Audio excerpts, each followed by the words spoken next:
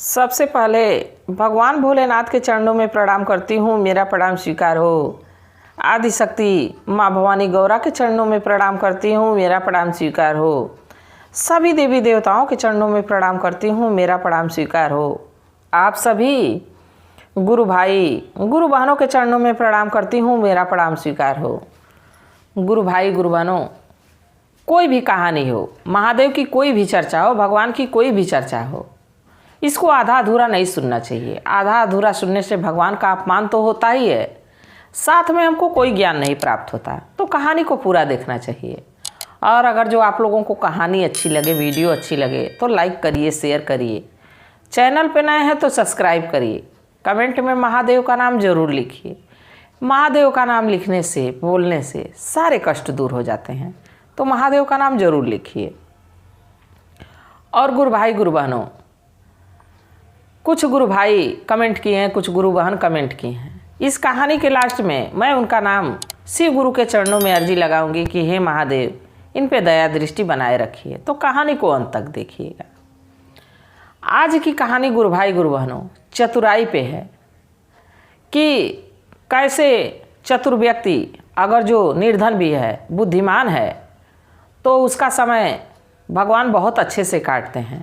क्योंकि बुद्धि जो है, अगर जो बुद्धि है, धन नहीं भी है, तो अगर जो भिक्षा ही मांग के, कोई कार्य ही करके, किसी का कोई काम फंसा उसको बुद्धि लगा के निकाल दें, तो ज़रूर भगवान हमारी मदद कर देते हैं। तो चतुराई पे है कहानी, अंत तक देखिएगा। बहुत ही रोचक कहानी है। और जब तक कहानी को पूरा नहीं देखेंगे तब तक ये नहीं पता चलेगा कि इस कहानी का रहस्य क्या है, इसमें से अपने जीवन में क्या हम रखें कि हमारा जीवन सुखमय हो जाएगा। तो कहानी को जरूर देखिएगा। एक ब्राह्मण देव थे, उनके माता पिता अंधे थे और ब्राह्मण देव और उनकी पत्नी अपने माता पिता की सेवा करते थे। बाकी वो बहुत ही निर्धन थे, उनके पास धन नहीं था। ब्राह्मण देव भिक्षुक थे, भिक्षा मांग के ले आते, अपने माता पिता की सेवा करते और दोनों पति पत्नी जीवन जी रहे थे। एक दिन ब्राह्मण देव बुद्धिमान थे, बाकी देखिए कभी कभी धन नहीं रहता है, भूखे पेट भजन भी नहीं हो पाती है। भगवान भी उस समय डगमगा जाते हैं, भगवान का नाम भी याद नहीं आ पाता है अगर जो पेट में भूख लगी हो तो। अब ब्राह्मण देव चतुर तो थे, बाकी उनकी चतुराई खत्म हो गई थी। भिक्षा मांग के अपना जीवन यापन करते थे। एक दिन उनके दिमाग में आया कि क्यों नहीं मैं कोई कार्य करूं। अब जब भिक्षा मांगते थे तो कभी भिक्षा मिलती, कभी नहीं मिलती, कभी भूखों सोना पड़ता, कभी भोजन मिलता और कभी नहीं मिलता। ऐसा ही समय चलता रहा। तो एक दिन उनके मन में आया कि क्यों ना कहीं चलूं और कोई काम करूं। तो अपनी पत्नी से कहे कि सुनो भाग्यवान, तुम हमारे माता पिता का ध्यान रखना और मैं जा रहा हूँ, कहीं जा रहा हूँ, काम खोजूंगा और काम करूँगा ताकि हम लोग का जीवन अच्छे से चले। तो उनकी पत्नी कही कि हे स्वामी, हम भी आपके साथ चलेंगे। तो वो कहे कि नहीं नहीं, अगर जो तुम हमारे साथ चली जाओगी तो हमारे माता पिता का ध्यान कौन रखेगा? वो लोग अंधे हैं, कैसे अपना क्रियाक्रम करेंगे? कौन उनकी देखभाल करेगा? उनका श्राप हमको लगेगा। ऐसा है कि तुम माता पिता को देखो और मैं जाता हूँ। अपनी पत्नी को समझाए, ब्राह्मण देव वहाँ से चल दिए। ब्राह्मण देव चलते चलते चलते चलते एक नगर में पहुँचे, अपने नगर को छोड़ के। दूसरे नगर में जब पहुँचे तो वहाँ चारों तरफ देखने लगे, कहीं कुछ दिखाई नहीं दे रहा था। नगर तो बहुत बड़ा था, बाकी उनको कोई कार्य समझ में नहीं आ रहा था कि हम कार्य क्या करें। तभी वहाँ से एक महात्मा जी की नज़र पड़ी। महात्मा जी पे ब्राह्मण की नज़र पड़ी। ब्राह्मण देव महात्मा जी के नज़दीक गए। महात्मा जी बड़े बीमार लग रहे थे। ब्राह्मण देव कहे कि हे महात्मा जी, आप बड़े बीमार लग रहे हैं, कहते तो मैं आपकी कुछ सेवा कर देता, आपको परेशानी लग रही है। तो महात्मा जी कहे कि हाँ बच्चा, बीमार तो हूँ, मेरी तबीयत ठीक नहीं है। तो ब्राह्मण देव उनको नहलाए धुलाए, साफ सफाई किए, उनको हाथ पैर दबाए, बड़ा सेवा किए। महात्मा जी बड़ा प्रसन्न हुए। कहे कि ये बताओ पुत्र, तुम यहाँ के नहीं लग रहे हो, तुम आए कहाँ से हो? तो ब्राह्मण देव बताए कि मैं काम के तलाश में आया हूँ और मेरा इस नगर में घर नहीं है, मैं दूसरे नगर से आया हूँ, मैं काम की तलाश में हूँ। तो महात्मा जी कहे कि चलो मैं तुमको काम दिलवाता हूँ, और उस नगर के राजा के यहाँ लिवा के गए। राजा के यहाँ एक सोने का मंदिर था जिस पे कोई पुजारी नहीं था। अब महात्मा जी राजा से कहे कि राजा साहब, इस ब्राह्मण देव को जो मैं लिवा के आया हूँ वो बड़े निर्छली हैं और बड़े अच्छे विचार के हैं, ये चोरी चमारी नहीं करते हैं, बहुत अच्छे व्यक्ति हैं, इनको मंदिर पे रख लीजिए पुजारी के रूप में, इनका भी जीवन अच्छे से कट जाएगा और आपके मंदिर के लिए पुजारी भी मिल जाएगा। तो राजा साहब कहे कि जब महात्मा जी आप लेके आए हैं तो ज़रूर अच्छे व्यक्ति होंगे, ठीक है मैं इनको अपने मंदिर पे पुजारी बना के रख लेता हूँ।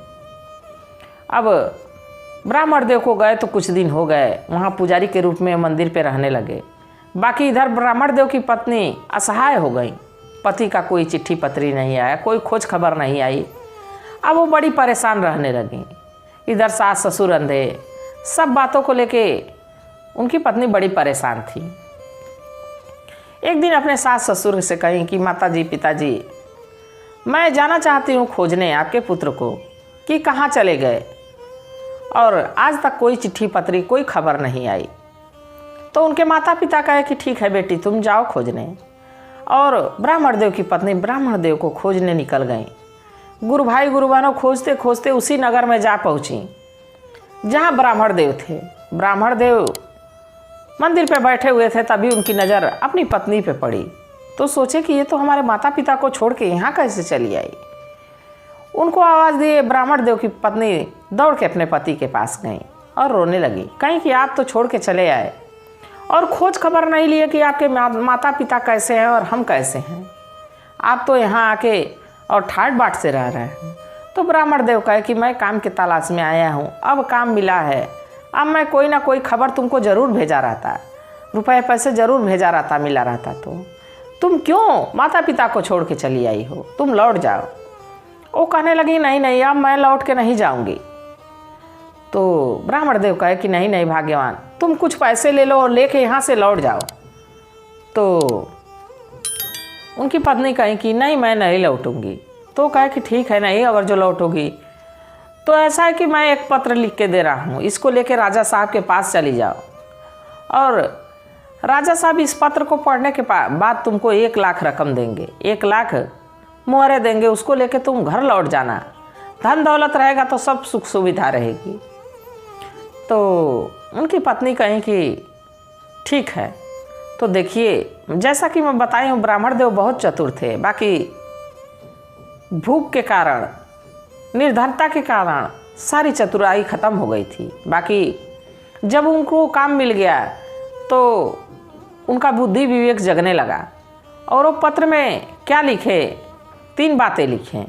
उसमें लिखे कि कभी यात्रा पे जाओ और कहीं ठहरना हो, किसी अजनबी के साथ रहना हो तो उसको बिना जाने, उस पर बिना विश्वास किए उसके साथ अगर जो रह रहे हो तो अपने आप को सतर्क रखो।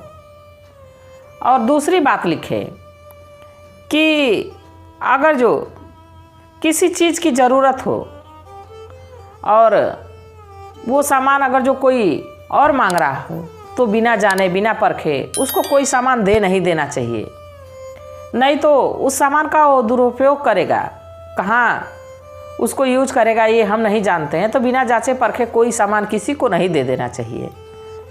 और तीसरी बात, अगर जो अपनी बहन के घर जाए तो खाली हाथ कभी ना जाएं, उपहार लेके जाएं, धन लेके जाएं, साड़ी कपड़ा लेके जाएं, वस्त्र लेके जाएं, गहने हो सके तो लेके जाएं, ताकि बहन का तो मान सम्मान बढ़ेगा ही।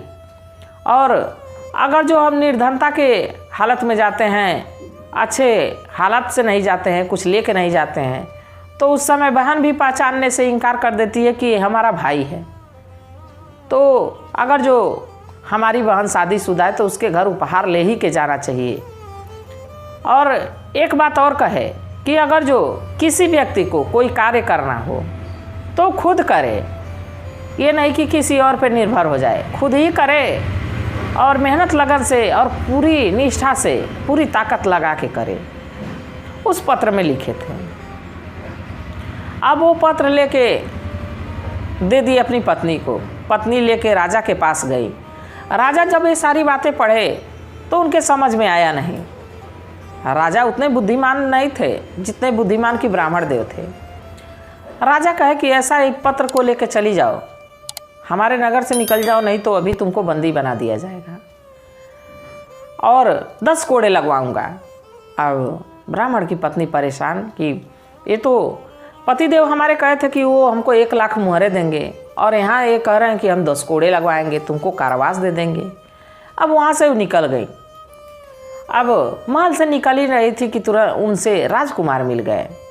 राजकुमार उनको रोता देख के पूछे कि आपको क्या हुआ है, क्यों हमारे नगर से, हमारे महल से रोती हुई निकल रही हैं। तो ब्राह्मण की पत्नी वो पत्र आगे करते हुए राजकुमार को दी। राजकुमार उस पत्र को पढ़े। जब वो सारी बातें पढ़े कि क्या उस पत्र में लिखा है, तो उनकी पत्नी को 1 लाख के बजाय 5 लाख मुहरें और गाड़ी भर के अनाज सामान गृहस्थी का सब लदवा के और उनको विदा किए। कहे कि इसको लेके जाइए।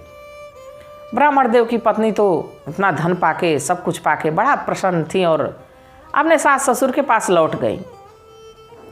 बाकी इधर राजकुमार पहुँचे राजा साहब के पास। राजा साहब से सारी बात बताए कि एक ब्राह्मण की पत्नी मिली थी और उनके पत्र में ये बात लिखी थी कि कभी किसी पे भरोसा नहीं करना चाहिए, अजनबी पे कभी किसी को बिना जांचे परखे कोई सामान नहीं देना चाहिए।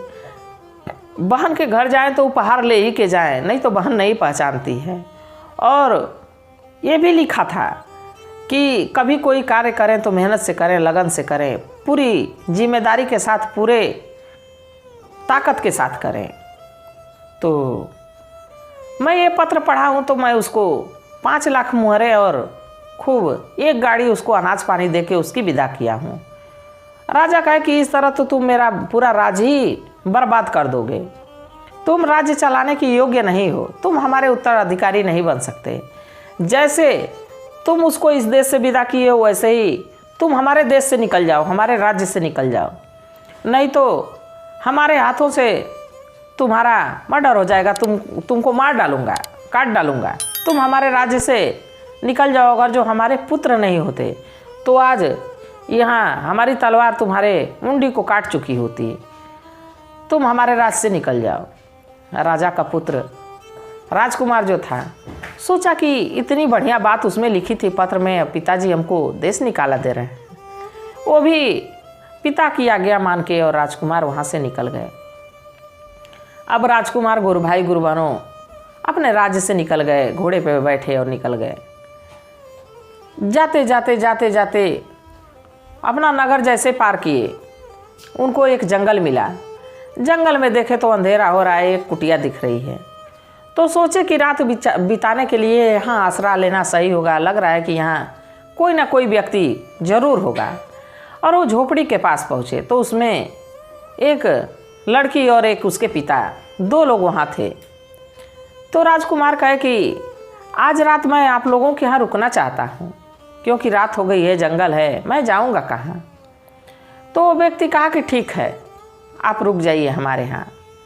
और आप लग रहा है कोई राजकुमार हैं। तो राजकुमार कहे कि हाँ राजकुमार था, अभी तो मैं आप ही लोग के तरह, जैसे आप लोग हैं एक नागरिक वैसे हम भी नागरिक हैं, हम कोई राजा या राजकुमार नहीं हैं। तो वो लोग फिर भी उनकी खातिरदारी किए, खूब बढ़िया से खिलाए पिलाए और बिस्तर लगा दिए, वहाँ उनको सोने के लिए कह दिए। अब रात हो गई, वो तो खा पी के सो गए राजकुमार। बाकी उस पत्र में लिखी हुई पहली बात उनको याद आ गई कि कभी किसी अजनबी पे भरोसा नहीं करना चाहिए। हो सके उसके साथ घात करे, हो सके उनको मार डाले, हो सके उनका धन लूट ले। अब इस बात को अपने दिमाग में बैठाए। ये बात पहली बात पत्र की चली रही थी कि तब तक 12 बजने लगा। और जैसे 12 बजा देखे कि उस व्यक्ति की लड़की जो है तलवार लिए और आ रही है राजकुमार को मारने के लिए। राजकुमार अपनी तलवार लेके तुरंत खड़े हो गए, कहे कि क्यों हमको मारना चाहती हो। तो वो कुछ नहीं बोली, वहाँ से लौट गई। अब देखिए, पत्र में लिखी हुई बात पहली तो सच हो गई। राजकुमार जब सुबह हुई तो वहाँ से जाने की इच्छा जाहिर करने लगे। तो जो व्यक्ति था देखा कि राजकुमार जिंदा है, कहा कि नहीं, आज नहीं आपको जाना है, आज रुकिए, हमारे खातिरदारी में कोई लग रहा है कि गड़बड़ी हो गई है कि आप जा रहे हैं, आज भर और रुक जाइए, कल चले जाइएगा। अब इतना आग्रह करने के बाद वो राजकुमार कहे कि ठीक है, आज मैं रुक जाता हूँ। और राजकुमार फिर रुक गए। दिन बीत गया, शाम हो गई। फिर उनको खिला पिला के खूब बढ़िया बिस्तर लगा के और उनको सोने के लिए भेज दिया गया। राजकुमार वहाँ गए। बाकी एक रात में उनके साथ घटना घट चुकी थी। अब नींद तो उनको आ नहीं रही थी, पत्र में लिखी गई बात उनको याद भी थी। अब जैसे 12 बजा वैसे फिर लड़की तलवार लेके आ गई मारने के लिए। राजकुमार पूछे कि ये बताओ कि तुम हमको मारना क्यों चाहती हो? तो कही कि ऐसा है कि हमारे पिताजी डकैत हैं, कोई भी आता है तो इस रास्ते से बच के नहीं जाता, मैं इसको मार डालती हूँ और उसका धन हम लोग लूट लेते हैं, इसलिए मैं आपको मारना चाहती हूँ।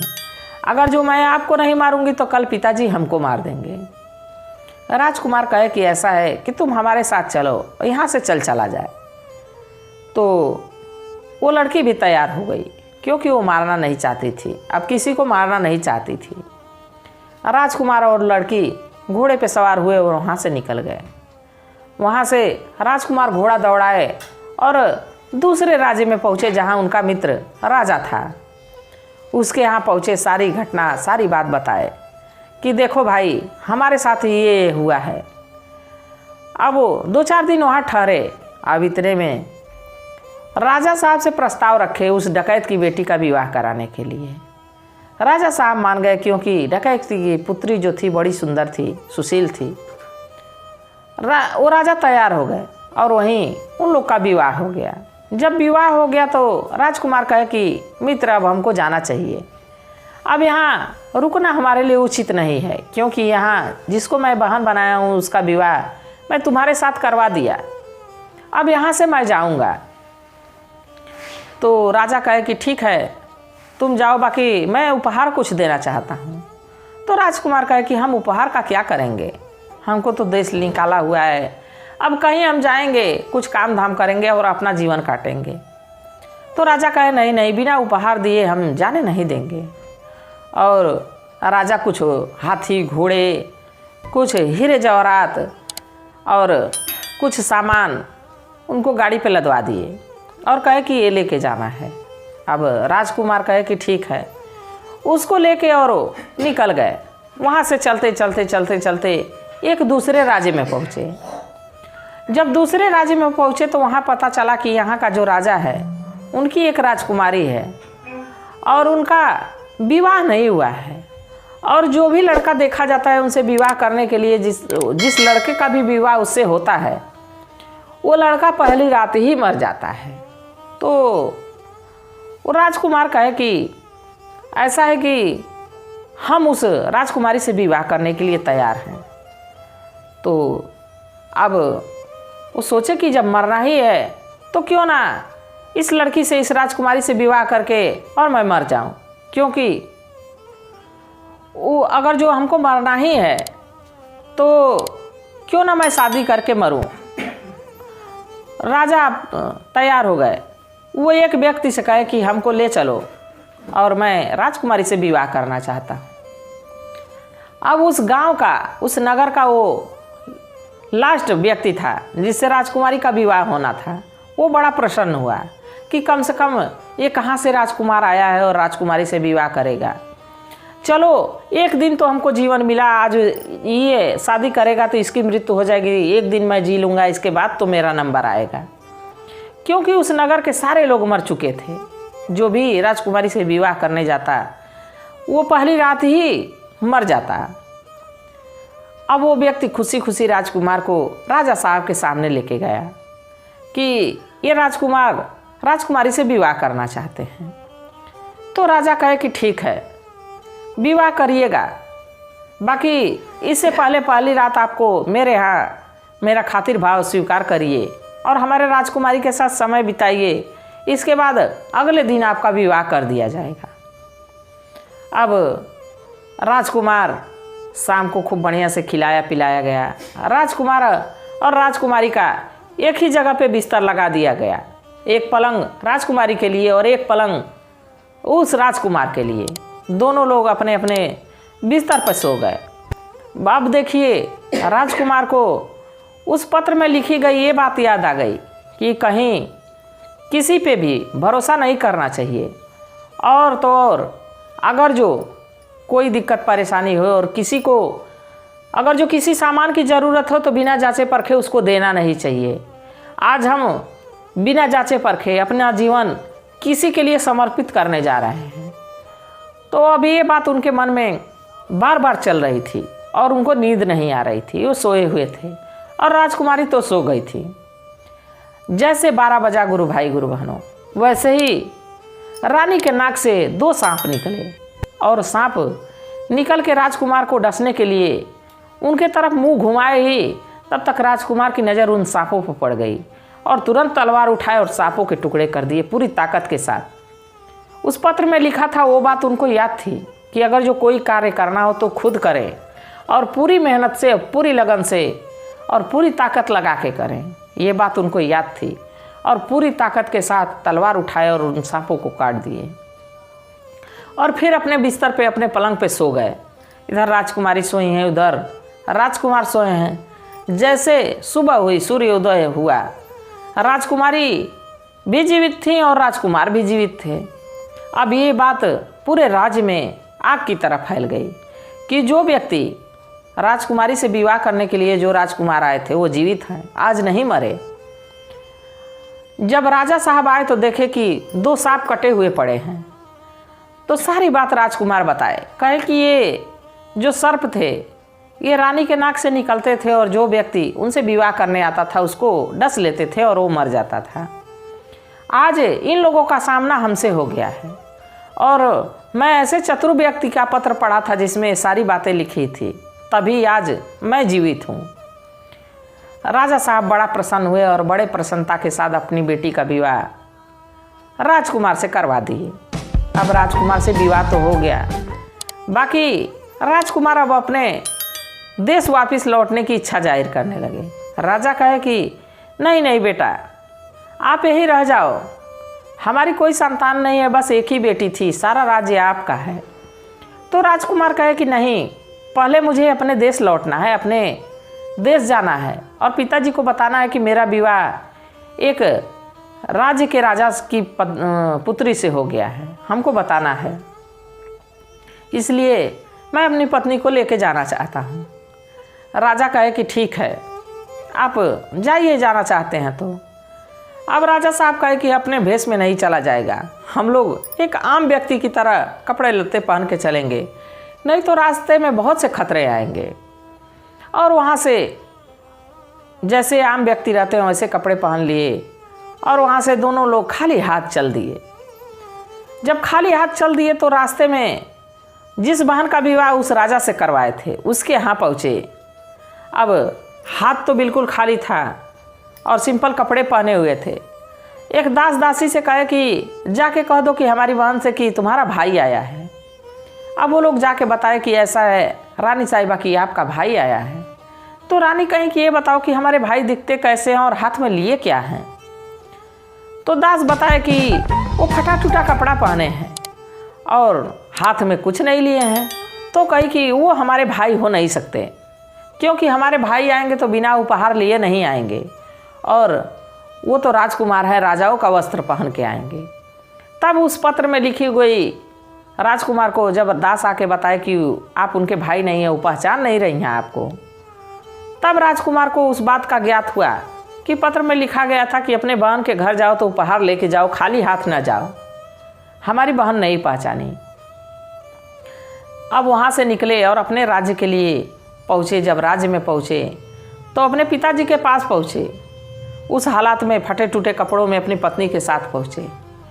राजा कहे कि तुम फिर वापस चले आए, तुमको मैं देश निकाला दे दिया था, तुम हमारा धन बर्बाद किए।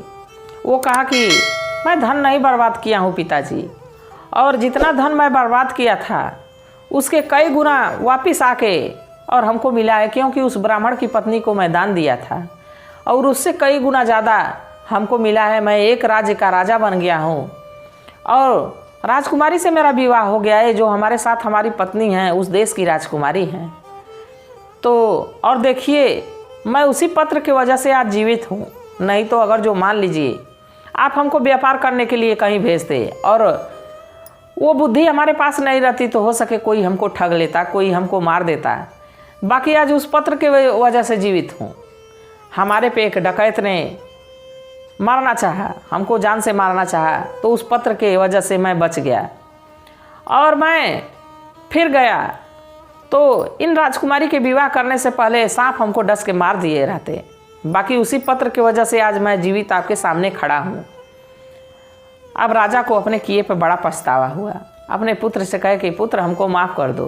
पुत्र कहे कि नहीं नहीं पिताजी, माफ़ी मांगना बड़ों का काम नहीं होता है, पर अगर जो ज्ञान छोटे भी दें और अगर जो बड़ों से ज्ञानी छोटे व्यक्ति हैं तो ज्ञान कभी छोटा बड़ा नहीं होता, ज्ञान लेना चाहिए।